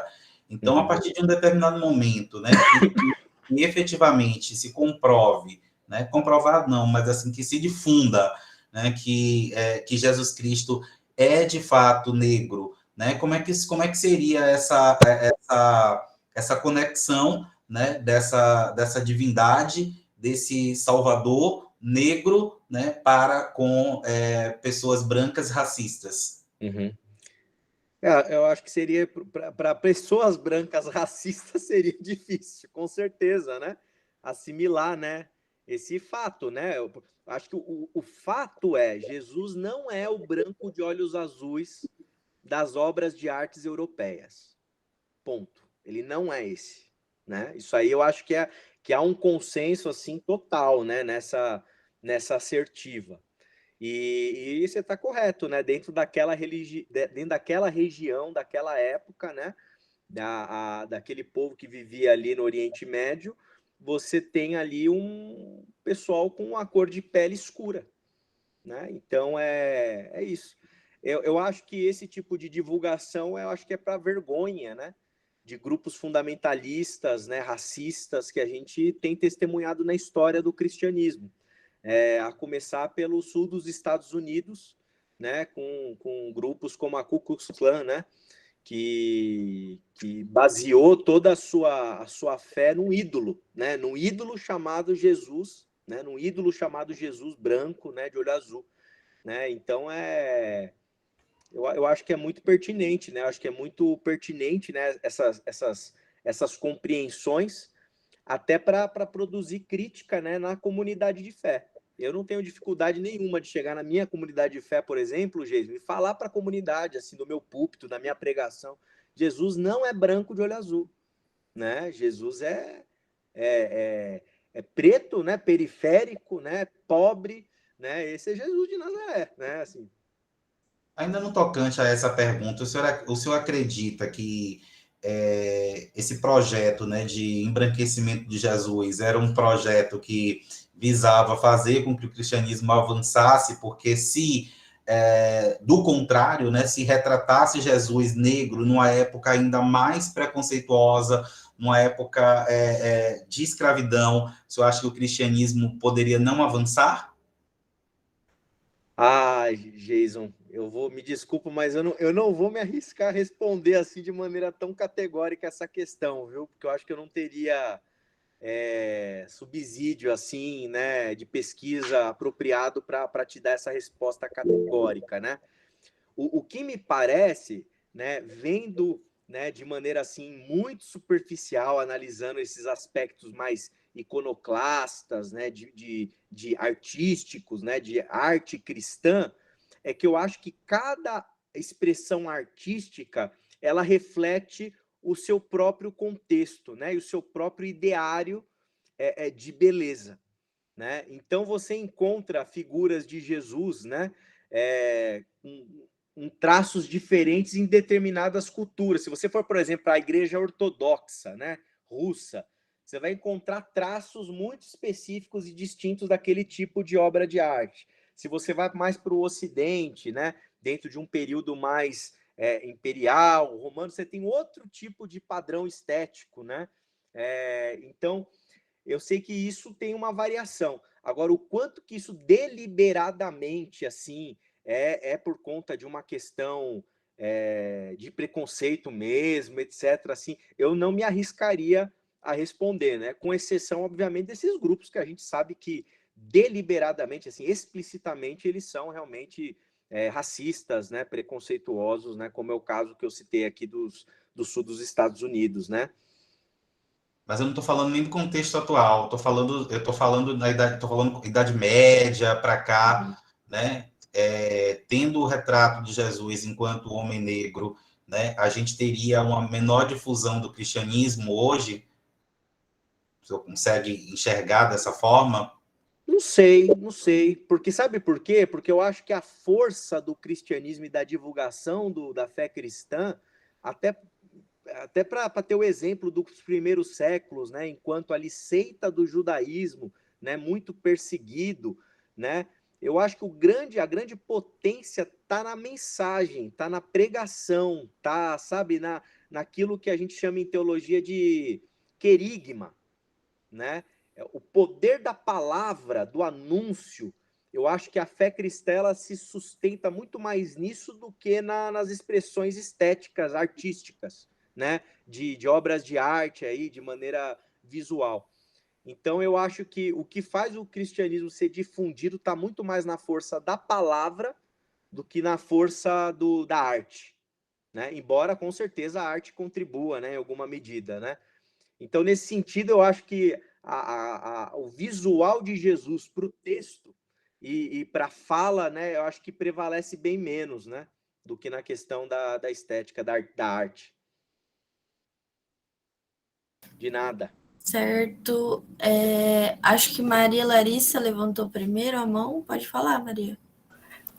Oi, gente, vocês estão me ouvindo, né? Daqui a pouco eu vou ter que sair, que eu tenho que fazer comida. Então, Geison... Eu também vou ter que sair. Não sei se você já ouviu falar sobre o cristianismo negro. Eu vi uma palestra antes da pandemia. Eu sou de São Paulo, moro na ZL, tá, de São Miguel Paulista, e aqui a gente tem um patrimônio histórico, que é a Capelinha de São Miguel Arcanjo, que é mais antigo do que o pátio do colégio. E nessa palestra era um pesquisador da área de história. Ele falou que o continente africano, eles meio que teve acesso ao cristianismo antes da colonização. Tá? Antes do período moderno, principalmente na região do Congo.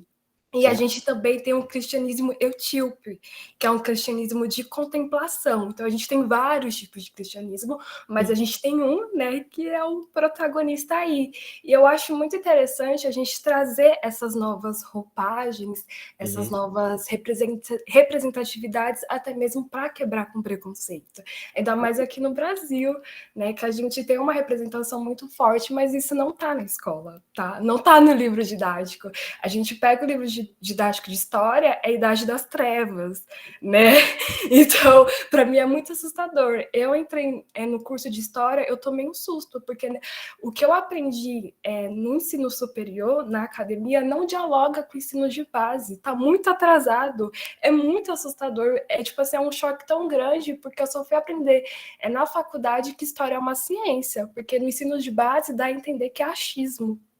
Sabe que então tipo assim é uma coisa assim muito sem nexo, tanto assim que eu gosto muito assim dessa questão do debate de história pública que vem aqui para o Brasil, é um meio que critica essa questão da academia, né, de você produzir conteúdos que não dialogam com as pessoas, né, e por conta disso que acontece tanta coisa, sabe, tanta intolerância religiosa, porque as pessoas elas terem uma religiosidade e meio que poder praticar isso no ordinário, no cotidiano, é qualidade de vida. Isso é tirado das pessoas, muito. Então, para mim, tudo começa no ensino de base, gente. Antes de pensar essa questão da academia, porque é onde tá a chave de tudo, assim, sabe? Porque, ainda mais, assim, na área da psicopedagogia, assim, que eu estou estudando, a gente tem, sei lá, criança de 11 e 12 anos que estão tendo dificuldade motora por conta da pandemia, de pegar na tesoura e de cortar papel. E isso é muito assustador, né? Querendo ou não, isso também dialoga um pouco com o que a gente está falando, assim, de trazer esse conhecimento também para o ensino de base, para poder acabar assim, com essa intolerância tão grande e com essa visão também, né? Porque quando a gente fala de religião, muitas pessoas têm medo, né? Que já associa a dor e sofrimento por conta disso, né? Acha que é uma coisa assim que não deve ser debatida, em hipótese alguma, porque é uma coisa que vai trazer dor, né? Então, não sei se eu consegui expressar o que eu queria, mas eu vou dar uma saidinha para poder fazer as minhas coisas. Mas eu gostei muito do debate, gente. Acho que a Maria fez uma ponte também com o que o professor André estava falando, que a Laís pontuou, né?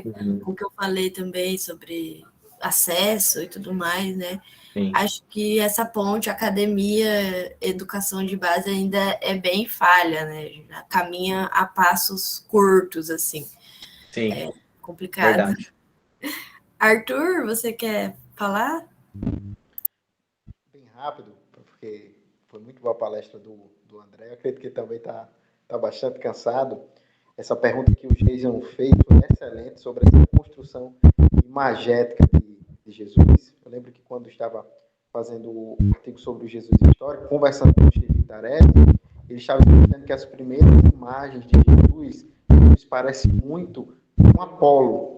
Por quê? Porque é um debate sobre quem pode curar mais, se é Apolo ou se é Jesus. Posteriormente, Jesus é construído com barba, ao culto às Asclepio, é bem interessante. Inclusive, Steve Tarelli tem um livro, Jesus no Cinema, que é falando da construção das imagens de Jesus. E para finalizar, acredito que até dezembro, nós do grupo do Labur estaremos lançando um livro, se o Eterno permitir, falando sobre as dimensões do protestantismo e do evangelicalismo, inclusive no Brasil, falando inclusive sobre essa relação com o bolsonarismo. Fica aí a deixa para futuramente, caso vocês tenham interesse sobre esse material que nós pesquisamos.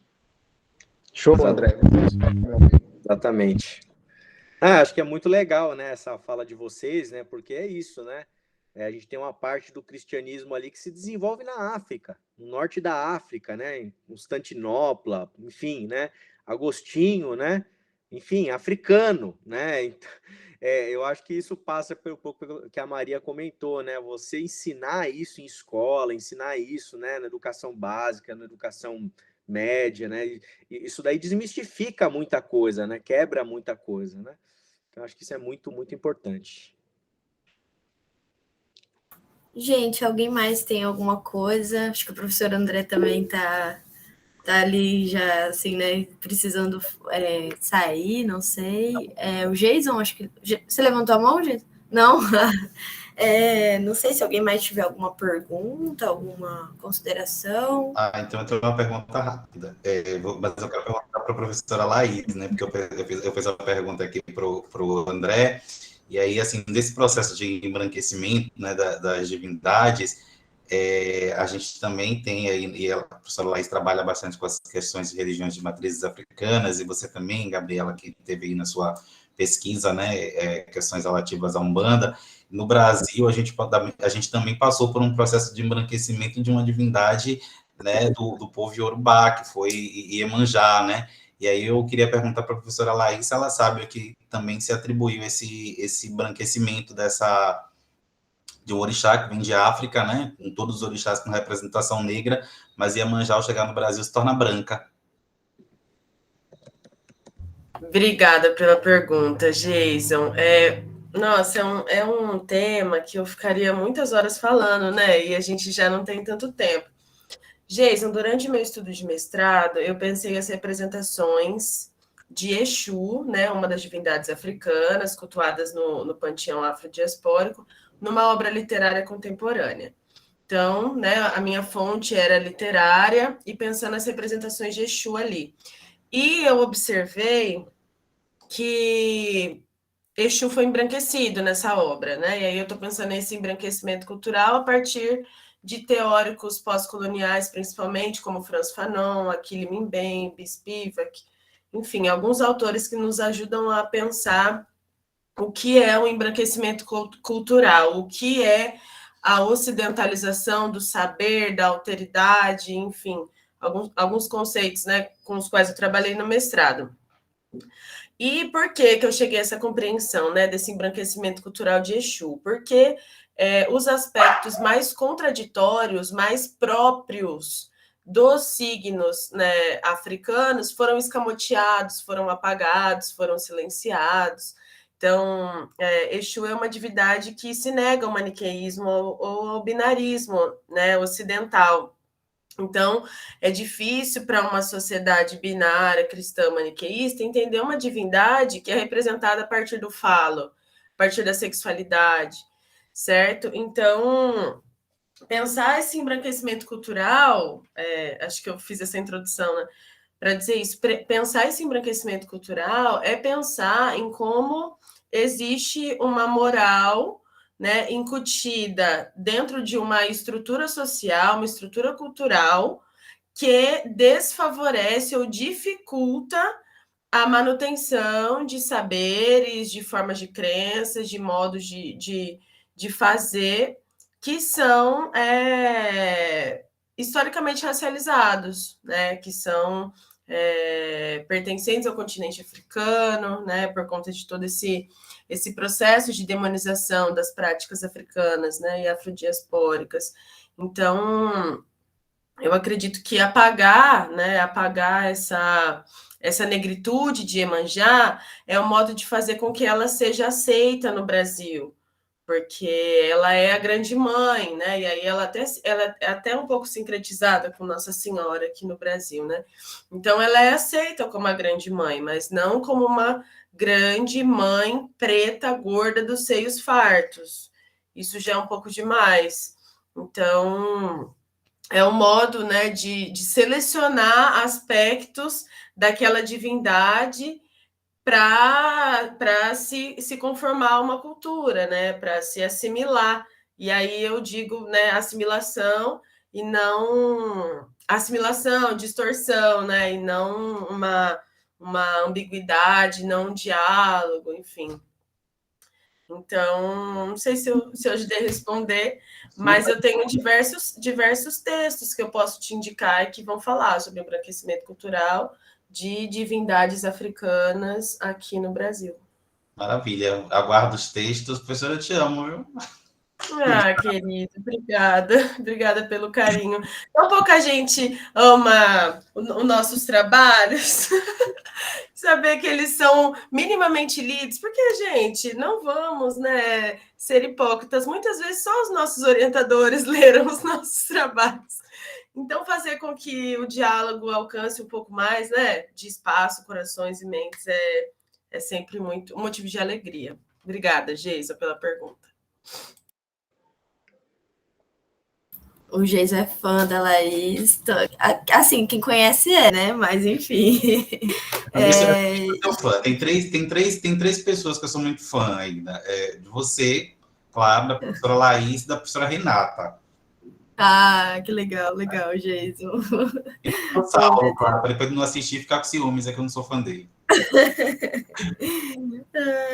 Gente, acho que, não sei, né, se alguém tem mais alguma coisa, eu queria só dizer ali, eu falei no chat, né, mas eu vou ressaltar, que essa semana a gente vai ter a nossa semana acadêmica, né, de humanidades, então, não sei se vocês se inscreveram, mas vão ter alguns debates bem legais, né, a Patrícia se inscreveu. O Chevitarese, né, que vocês estavam falando, ele vai falar sobre o Jesus histórico, né, e tudo mais. Então, acho que vai ser bem interessante. Se inscrevam, né, ainda dá tempo. E também outras palestras sobre outras temáticas, né, com alguns pesquisadores. Então, só assim, divulgando, né, esse evento. Alguém mais? Tem mais alguma coisa? Não? Só agradecer, Gabi, ao professor André, né, e a todo o grupo aqui pela participação, né, e pelo sucesso do nosso laboratório, que vem ainda tímido, né, mas a gente vem crescendo aí em número a cada reunião. Então isso é maravilhoso, porque a gente pode difundir para as pessoas o quão grande é esse momento, né, disruptivo, o quanto a gente tem agregado aqui em matéria de conhecimento, né, para a nossa vida, bem como para quando estivermos em sala de aula. Então, é só agradecer a todos vocês. Cada encontro, sem dúvida nenhuma, eu saio daqui, eu me sinto muito mais potente. Olha, eu faço das palavras do Jason as minhas, né? E acho que ele que devia ter encerrado aqui o encontro, porque eu também quero muito agradecer ao professor André, em nome do professor Saulo também, né? Ele estava bem animado com a palestra de hoje e tudo mais. Então, muito obrigada, professor. A sua fala foi muito enriquecedora. É sempre bom quando a gente consegue, né, ter um diálogo saudável, um diálogo que começa ali a caminhar para esse lado mais da alteridade, né, para esse lado de não generalizações, né, de um debate mais amplo e mais profundo, né, de conseguir acessar essas diversas camadas aí que a gente tem. Então, eu agradeço muito mesmo pela sua presença, pela sua disponibilidade, né, em participar com a gente. Uma alegria, eu também agradeço. Muito obrigado, viu, gente, pela noite aí, pela produtiva. Um abraço aí para todas e todos.